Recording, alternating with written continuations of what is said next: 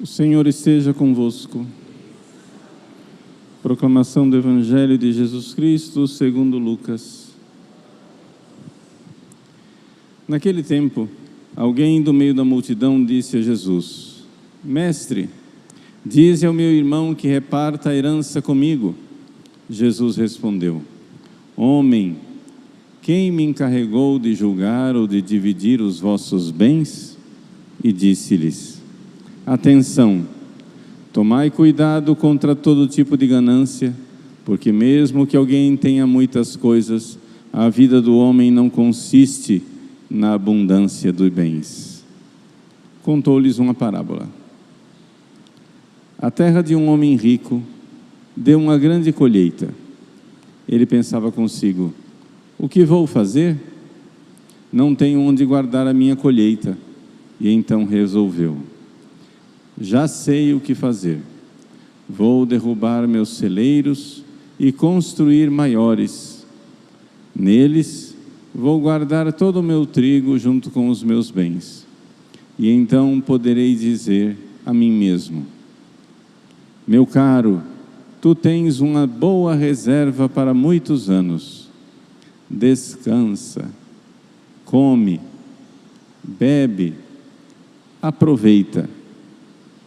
Mas Deus lhe disse: louco, ainda nesta noite pedirão de volta a tua vida. E para quem ficará o que tu acumulaste? Assim acontece com quem ajunta tesouros para si mesmo, mas não é rico diante de Deus.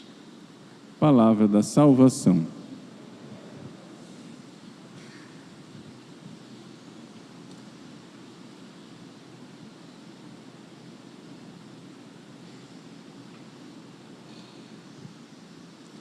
Meus queridos irmãos e irmãs, o Evangelho de hoje nos ensina como nós devemos lidar com os bens materiais. Jesus, numa frase lapidar, diz: tomai cuidado contra todo tipo de ganância. A palavra ganância que está aqui no original grego é pleonexia, ou seja, ter coisas numericamente, ter em quantidade abundante, ganhar mais, ter mais, cada vez mais, não é?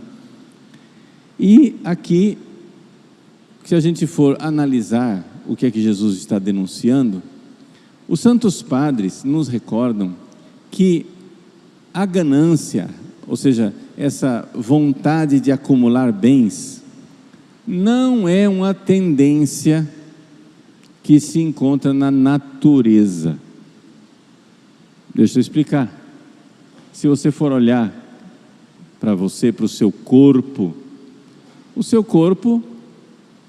tem uma tendência, por exemplo, para comer, para beber, para fazer o sexo, para descansar, dormir. Todas essas coisas são coisas naturais. E, portanto, você tem o corpo que puxa para alguma coisa que, se você não tomar cuidado, vira pecado. Não é isso? Se você não cuidar da bebida, vira embriaguez. Se você não cuidar da comida, vira uma gula. Se você não cuidar e refrear o instinto sexual, vira uma depravação. Se você não cuidar da sua vontade de descansar e de conforto, vira preguiça. São tendências do corpo, que o corpo vai, mas você tem que saber equilibrar, saber cuidar das coisas. Mas se vocês forem olhar para os animais, o corpo enquanto tal, nenhum animal tem tendência de acumular bens, ficar cada vez mais rico, né? Isso daí não está no mundo animal. Os animais que estocam as coisas para o inverno, etc. Mas não é essa coisa, essa ganância do ser humano que cada vez mais. Portanto, onde é que nasce essa história dessa ganância do ser humano? Nasce da nossa inteligência. através da fantasia, o ser humano, ele começa a pensar o futuro. Vejam que os animais, eles não têm domínio nenhum sobre o futuro. As vaquinhas no pasto não estão pensando como é que vai ser amanhã. Então, o que acontece? Quando você, então, fica pensando demais no futuro,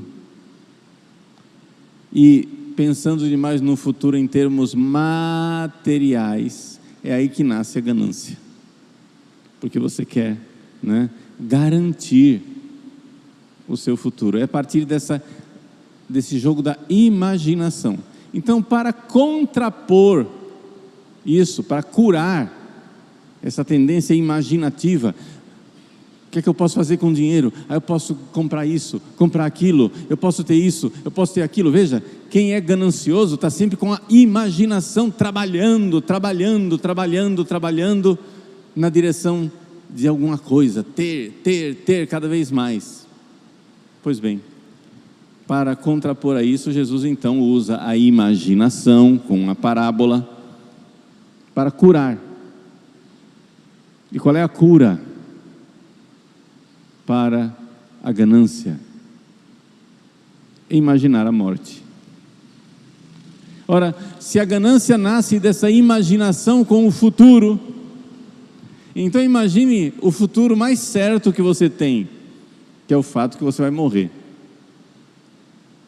E como a gente diz, né, na linguagem popular, caixão não tem gaveta.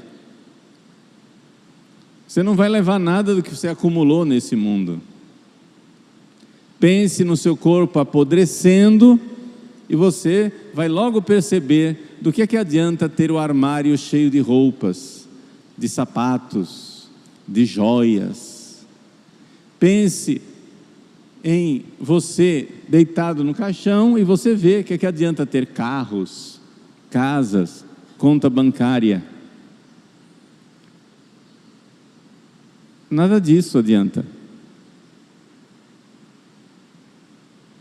Nós precisamos então usar a nossa imaginação para nos curar desse mal.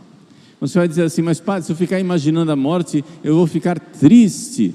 Ah, mas você não vai imaginar somente a morte, você vai imaginar o que vem depois da morte. Porque Jesus diz assim, louco, ainda essa noite pedirão de volta a tua vida, pedirão contas de tua vida, de tua alma, está no original.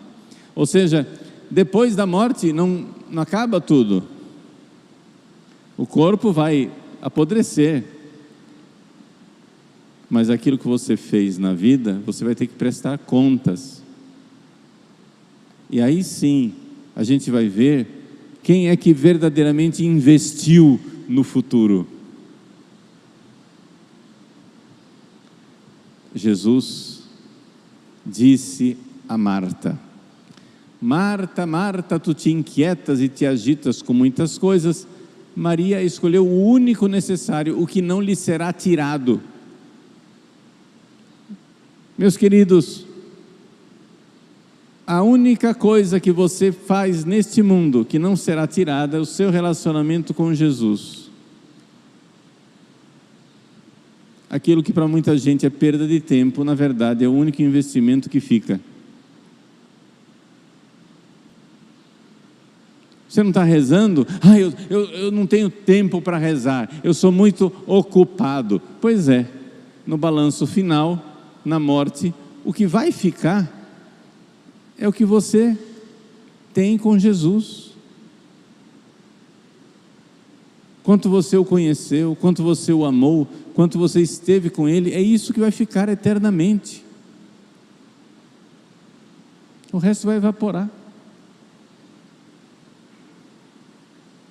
Então, aí sim, na contabilidade do céu, você vai ver o que é que valeu a pena. Então, hoje nós estamos aqui numa escola para investidores e mercados futuros. A escola de investidores é o seguinte: tudo termina na morte, mas tudo começa com a morte. O céu.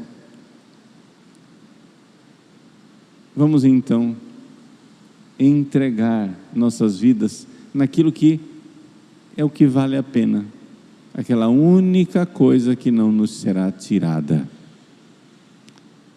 O mundo que quer que você compre mais, que você fique mais endividado, não tem dinheiro, parcela no cartão. Cartão não é suficiente, empresta no banco. Não tem ainda crédito suficiente, penhore sua casa, suas coisas, tudo que você tem, seus salários futuros. Faça. Sabe por quê?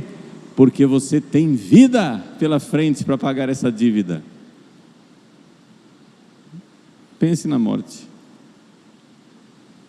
Pense na morte e no que é que você está verdadeiramente investindo. Para quem é que você está trabalhando? Buscai primeiro o reino de Deus e a sua justiça, e tudo mais vos será acrescentado. É essa lição que nosso Senhor quer que nós façamos. É uma coisa bem prática.